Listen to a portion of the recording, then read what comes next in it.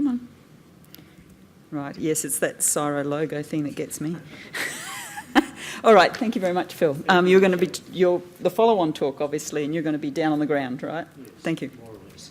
Actually, just above the water. I've got a rather easier task than most speakers because the previous two have outlined a lot of the content I'm going to cover. So I will try and promise you an early mark. The idea behind the work I'm talking about is concerned with really turning the observations from the hydrospectra into limnological information, and also providing validation and verification for large-scale numerical models we're developing, which are aimed at predicting algal blooms, not so much observing what's in situ, but giving management a bit of warning that perhaps they've got a couple of days where they've got to change the process plant, and to get those models to work, they need quite a bit of data on verification and validation. And the same questions apply to validation and verification apply to the satellite methods, which have both been discussed by Mark and Tim.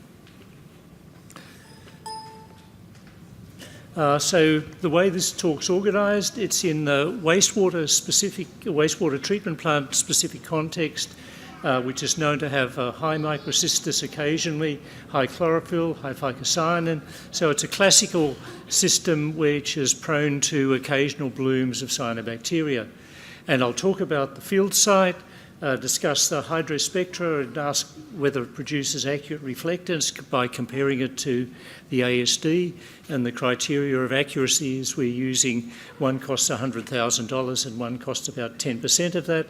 And can we produce accurate estimates of chlorophyll and phycocyanin from the hydrospectra, and using the hydrospectra to detect blooms and scums. The rationale is probably been covered repeatedly, but essentially the important point is down in point 5, which comes from Colin Reynolds, which is almost before the time of most of the audience. But the point is that if the bulk concentration's 2 by 10 to the 10 to the 8th cells per litre, a 5 metre water column, you need to drink 50 litres to get a toxic dose. But if a scum forms and it's 1 centimetre thick, the lethal dose becomes 1 mouthful. So therefore the detection of scums and blooms, and you need to differentiate between what is a scum and what is a bloom, becomes quite important. And so therefore to detect these and be able to predict them before they occur means that there's opportunities to take management action. The wastewater treatment plant is that of Melbourne Water, and I'm very grateful to acknowledge the help and assistance we've had from Nick Crosby and the staff of Melbourne Water working on the plant. It's down here on the western side of Port Phillip Bay.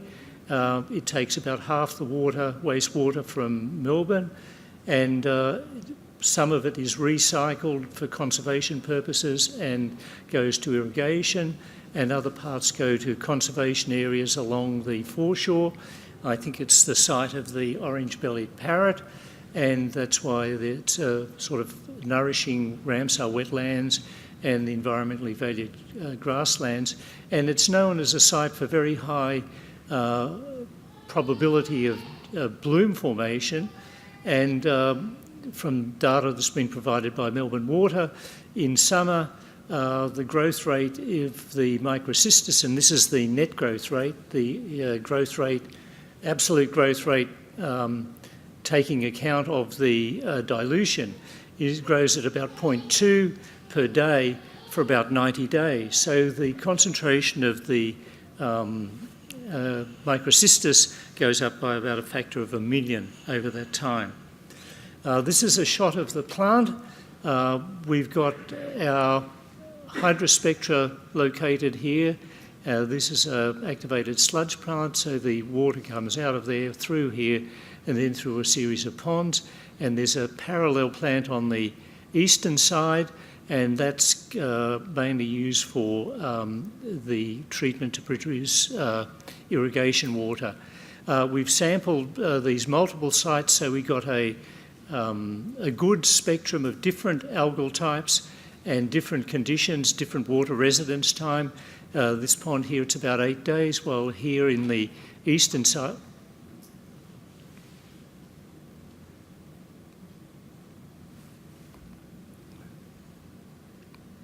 on the eastern side, it's about 1 day. So the key thing is to remember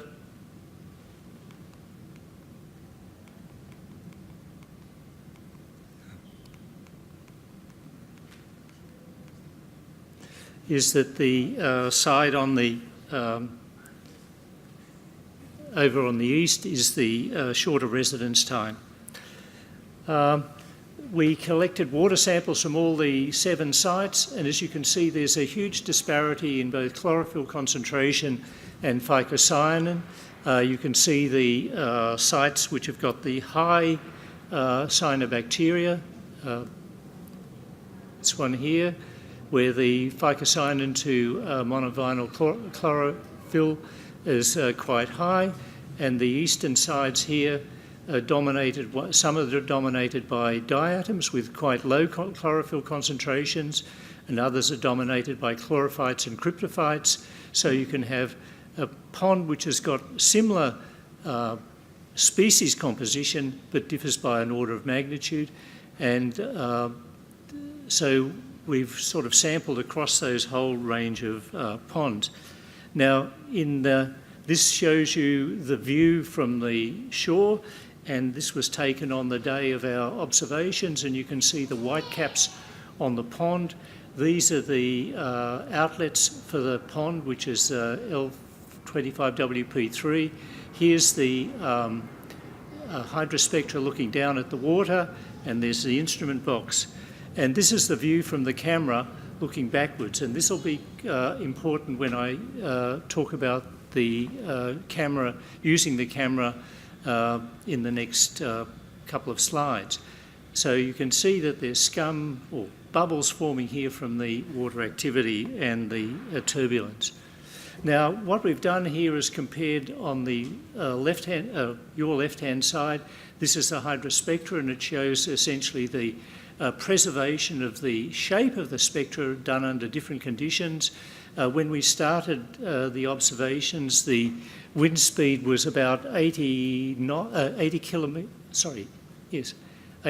kilometres per hour, and it gradually dropped over the next 2 days, and there's sort of a diminution in the intensity of some of the spectral peaks relative to the others, but the shape is preserved.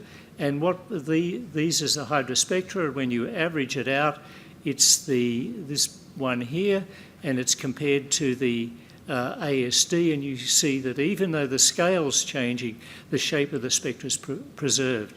And the important thing is that this is the normalised reflectance, and as Tim pointed out, it's the shape that matters, not its absolute magnitude. Now, we looked in greater detail at some of the ASD data, and it shows the variability across the different ponds. You can sort the data into low chlorophyll, which is less than 10 micrograms per litre, medium 10 to 100, and over 100. And you can see the appearance of what is essentially a chlorophyll peak, and down here just tiny points where the phycocyanin absorption is occurring. So this, as Tim explained, it's the complement of the absorption spectra of the species that are in the water, plus the scattering from the particles and the CDOM absorption. With that data, we've been able to use a band ratio method, which, as Mark mentioned, is one of the standard methods, but we've used a variety of them. We've used our own band ratio, so you take the bands at 2 different wavelengths and calculate the ratio, and then plot that against chlorophyll. So using the ASD, we've constructed these correlations. For the top one is for chlorophyll, and the bottom one is for phycocyanin, and we've excluded the pond which we're observing with the hydrospectra, and you can see that they're quite robust relationships but I should point out that the band ratio for the phycocyanin uses a different combination of bands to that for the chlorophyll, and we've also tried out 2 and 3 band methods, which are also tried out on Meris. And so we then applied these empirical relationships to the hydrospectra data from pond 3. And so we compared them with the lab results from this pond, and this shows you the red dot is the lab results, and the green dots show the hydrospectral values calculated from the band ratio methods over those 2 days. Now you can ask, is this glass half full or half empty? Because you can see that in some cases the chlorophyll is about perhaps even a third of the, half to a third of the phycocyanin, even though we've got the chlorophyll right, and in other cases we've got the chlorophyll right and the phycocyanin's right, but the chlorophyll's not very good. And this is partially because of the dynamics of the system. As the wind speed drops, the balance between the sediment scattering and the phytoplankton scattering changes, and also there's an opportunity for more flotation to occur. So if you're a pessimist, you would say it's not too good, it's not accurate enough for making management decisions, and if you're an optimist, you would say that the glass is half full, and the P and C, it's probably pretty good for a remotely inferred value. I should point out that these scales are linear. Mark showed a slide where they're actually logarithmic, and sort of logarithmic scales can be a bit misleading, and they sort of overemphasise the congruence.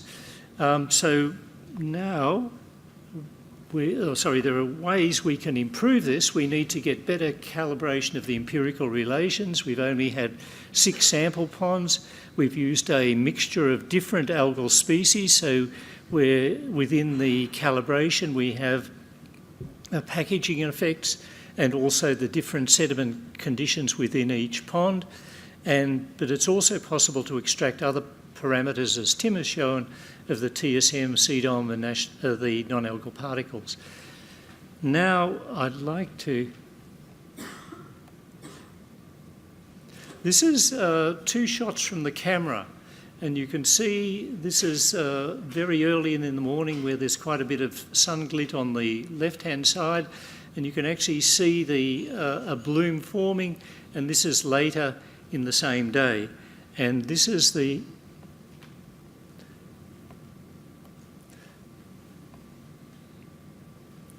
movie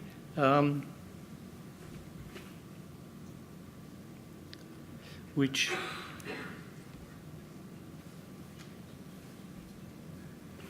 excuse me, I need Before, didn't it? I know. About how these things... Oops, Just go back. page down. Page down again.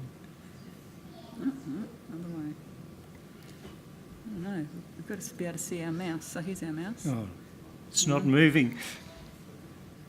While we're sort of solving our technical problems, I should say that while most of the audience spent their adult lives looking at cyanobacteria, this shows the appearance and disappearance of a bloom over the space of 4 hours. So it's gone within that time, so we'll probably run it again for you. The important thing to note is how at the start of the day there's very little activity, and then it rapidly builds up and then dissipates. So this is at 8 a.m. in the morning, and it's gone.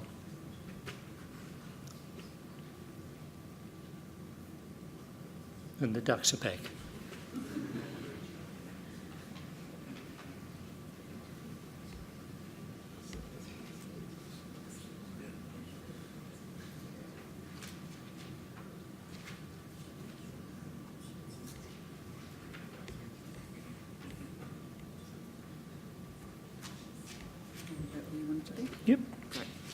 So that was they're just two stills from the movie. This is another way of presenting the data. On the right-hand side, you can see the bloom formation on that day. And the important thing to note is that the spectrum here is the norm, which is where there's non-bloom conditions. And these bands in the near-infrared arise from the increased reflectance from the phytoplankton particles which are rising towards the surface. Now, this Rothko-like painting is actually the same data turned on its side. So the wavelength goes up here, and this is time of day here, and the colour represents the intensity. So this is the start of the morning where there's no bloom. The bloom appears, you get a higher concentration or higher reflectance in the near-infrared, which shows up in these longer bandwidths. The bloom dissipates and it returns back to its original condition, and sometime later in the afternoon a small blob appears. So the conclusions are that the hydrospectra closely matches the hydrospectral performance of ASD and in some cases surpasses it. High quality reflectance spectra is generated for the satellite calibration and validation, and also for the validation of predictive models. Using the spectral ratio methods, and this is not new, we can make a realistic assessment of chlorophyll and phycocyanin concentrations, but we need better parameterisation for the particular circumstances of the wastewater treatment ponds. It's got very high temporal resolution, 15-minute averages, but we could probably make it shorter if we wanted to. Sorry, it's not 15-minute averages, it's 15-minute readings. So there's one reading every 15 minutes. We can use a horizontal camera to get information which confirms and supports the spectral information, and you can use a simple criterion of the rapid increase in the reflectance in the near-infrared as a detector method for scum formation or bloom formation. So we've now got a new tool for using, investigating limitological behaviour of highly concentrated bacterial systems. Thank you. I welcome questions.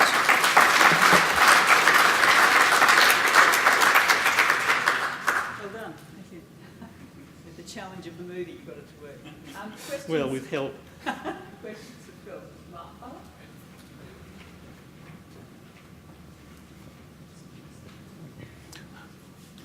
Thank you. Both presentations were very useful for multiple reasons. What I wanted to find out is that the problem we had in 2007 when we had the Warragamba bloom, one, when we are going to see from the top, whether near surface or from the satellite, when the cyanobacteria, as it's claimed, moving up and down, how far that particular movement is going to be captured, like let's say 10 meters or 8 meters, they can move up and down. We had a problem at that time. Different numbers, different times, all over the place. Even when you take samples, the numbers were not going to be the same. The other problem we have is, that was one of the last questions as well, chlorophyll, the morning numbers and afternoon numbers and evening numbers for the same sample and same conditions would be different because of the exhaustion due to photosynthesis. Phycocyanin is a decent parameter, and we think that they would be representing cyanobacteria, but it's difficult to measure, particularly quantifying in the lab. How exactly we mix all of them up and give the confidence to a user that we are doing the right thing? It's early days yet, but how are we doing? And I hope Tim can also join if you don't mind. No, I'll let Philip answer that one. Thanks, Tim. This is known as a hospital pass. I think we understand the physical processes that control the distribution of buoyant particles through the water column. There are empirical relationships, I think, of Miriam Borman's and work that she did probably 20 years ago, where you can actually look at the stability of the water column in relation to the flow as a predictor if you're going to get conditions which favour the growth of cyanobacteria. And the I think the mathematics and the physical understanding is available now to be able to go from something like a wind speed or a water velocity to like a turbulence intensity, which would govern, essentially the appearance of the cyanobacteria at the surface is balanced by the turbulent intensity mixing them away from the surface versus their buoyancy. So if you can predict their buoyancy and you've got a good handle on the turbulent intensity, then you've got a good way of at least making an estimate if they're going to appear. But at present, I don't think they're really operationalised. Does that answer your question? Well, it's an open one anyway. The other one is about the exhaustion due to... Well, in terms of the penetration or how far the camera's looking into the water, it's essentially looking over essentially the aphotic depth. So it's only going in probably 15 or 20 centimetres into the water. So it won't detect blooms that are deep in the subsurface unless you've got very clear water. But if it's sort of a typical Murray River, you probably won't see anything happening below 20 centimetres. Okay. Well, we're out of time, so we need to move on. So thank you very much, Phil. Sorry. No, that's good.